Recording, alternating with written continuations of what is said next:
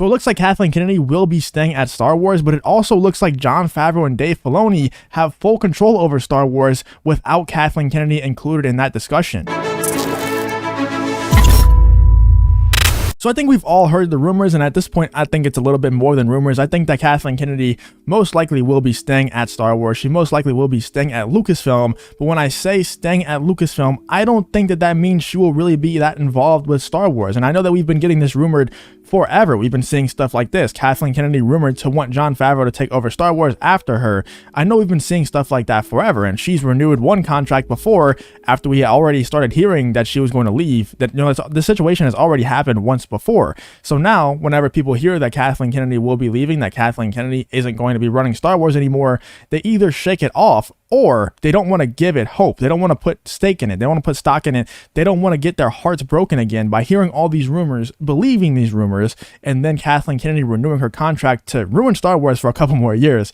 I understand that. I 100% understand that. But I think this time it's a little bit different. I still think that Kathleen Kennedy will renew her contract. I think she's going to stay on at Lucasfilm. But I think Jon Favreau and Dave Filoni, obviously, he's a head creative director at Lucasfilm now, which is kind of a weird title. I know there's multiple head creative directors at Lucasfilm, but why make him a head creative director at Lucasfilm? I think they should have just made him the head of Star Wars, because I don't think Dave Filoni has hands in anything other than Star Wars. So it's very odd to me. But anyway, I think that Jon and Dave definitely have full autonomy over the control of Star Wars. I think 100% they are the guys running Star Wars, and Kathleen Kennedy will not be touching Star Wars probably ever again. And if she does end up coming back to Star Wars, it won't be to hinder the Filoniverse. It won't be to interfere with the Filoniverse at all. It will be for the High Republic, because we all know that Kathleen Kennedy, her baby is the High Republic. What she was trying to do with the High Republic is take the Legends content, the Star Wars Legends content. She wanted to make her own Legends universe. She wanted to make her own book universe, all that stuff. We know, because she knows that the fans love Legends so much, she wanted to go out and create her own version of Legends with the High Republic. And I guess, you know, it's not really Legends because it's canon. The High Republic is canon, but she wanted to make her own version of that. It's the same type of stories, but it's just very Disney-fied, you know, and that's definitely her baby. Everyone who's working on the High Republic are Kathleen Kennedy disciples. It's people like Pablo Hidalgo and all these other people who have worked in the Lucasfilm story group under Kathleen Kennedy and who worship Kathleen Kennedy on a daily basis on social media and stuff like that. And then the people who enjoy those books, and there's nothing against you. I wish I could enjoy those books, and honestly, I probably haven't given them a fair shot. I should probably give them more of a shot. But after hearing and seeing certain things coming out of those books, certain elements coming out of those books, it's kind of hard to give it a true shot. But I definitely should give it more of a shot, because I don't think I've given it a fair shot. But everyone who really enjoys those books are also the people on social media who are saying that Kathleen Kennedy should stay on at Lucasfilm, that she's one of the best producers of all time, which I guess if you look at her IMDb page, it's probably true. If you look at simply her credits, it's probably true that she is one of the best producers of all time.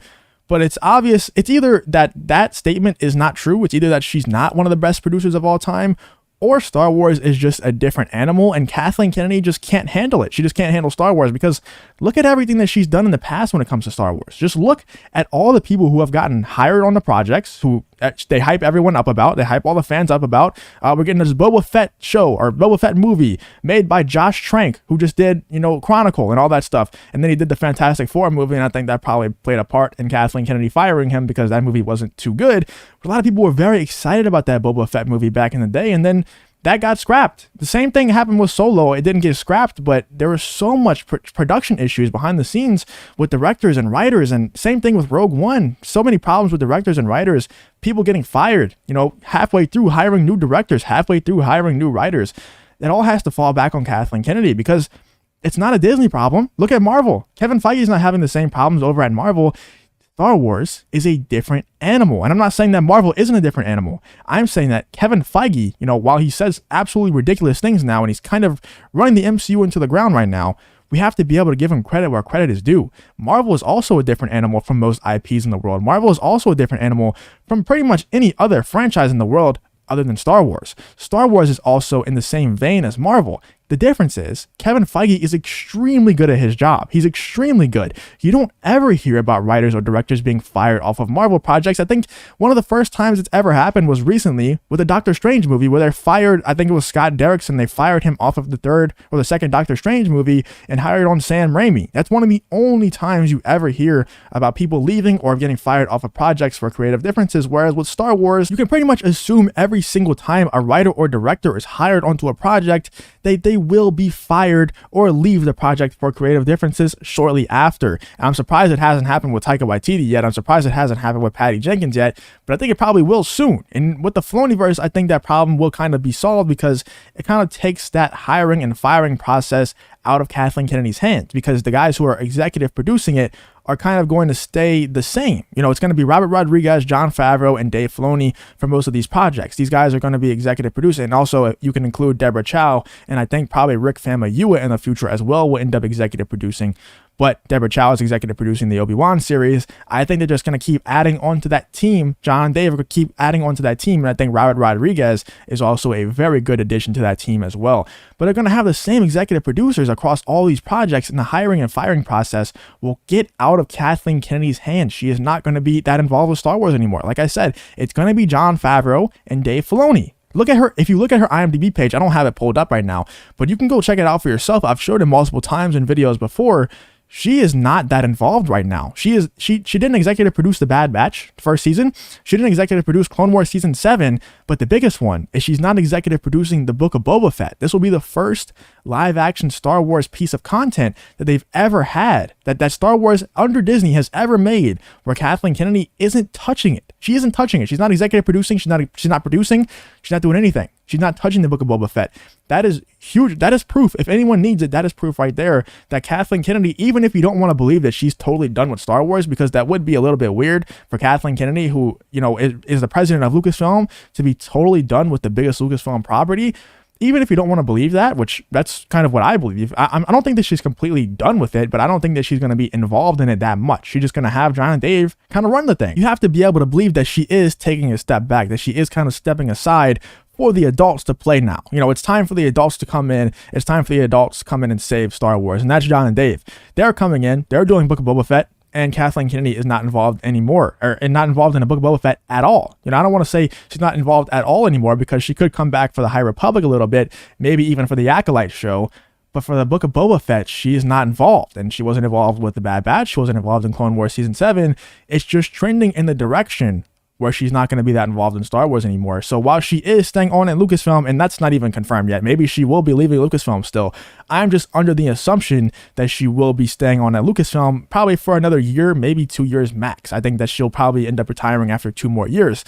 But even if she does come back to Lucasfilm, for one, if she does resign, and for two, if she goes back to Star Wars, it will be for the High Republic and for nothing else, really. And with all that being said, I think that Star Wars is in a very, very good place. I think that while Jon and Dave, I don't know if they don't have interest in running Lucasfilm as a whole, or if they're just not qualified enough, or whatever the reason is, they're not going to be the Lucasfilm president. So I think that our best case scenario is kind of happening right now. If Kathleen Kennedy truly is willing to step aside for Jon Favreau and Dave Filoni to take over Star Wars, to run Star Wars, that is a very good position to be in. And I honestly hope at this point, if that's the case, I don't want Kathleen Kennedy to go anywhere, because what if they fired Kathleen Kennedy and the next person they bring in is not Jon and Dave, it's not Robert Rodriguez, it's none of them? What if it's a random person who is just like Kathleen Kennedy and only sees the business side of things, only sees the numbers?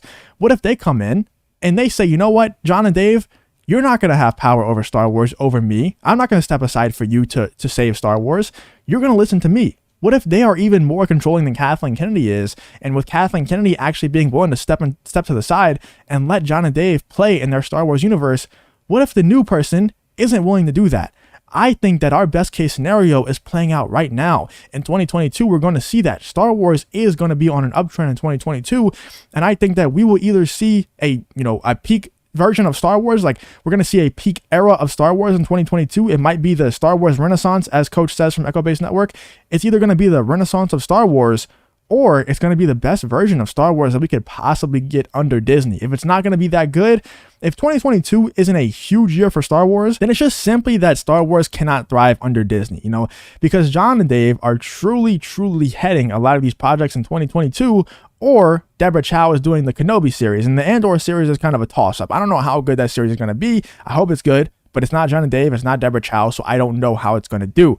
But other than that, I think all these projects should do very well in 2022 in terms of fan perception, in terms of how many subs they bring to Disney Plus. It should be a financial and a success in the fan base. And I think that Kathleen Kennedy is on her way out of Star Wars. I don't know if she's on her way out of Lucasfilm, but she's not going to be that involved in Star Wars anymore. And Jon Favreau and Dave Filoni will be leading Star Wars into the future. But let me know what you guys think about this whole situation. What do you think about Kathleen Kennedy staying on at Lucasfilm and Jon and Dave taking over Star Wars? Let me know what you think in the comments. If you did enjoy this video, though, please leave a like on the video and subscribe to the channel. If you want to follow me on Twitter, links to that will be in the description as well. Thank you for watching the video. Hope to see you in the next one.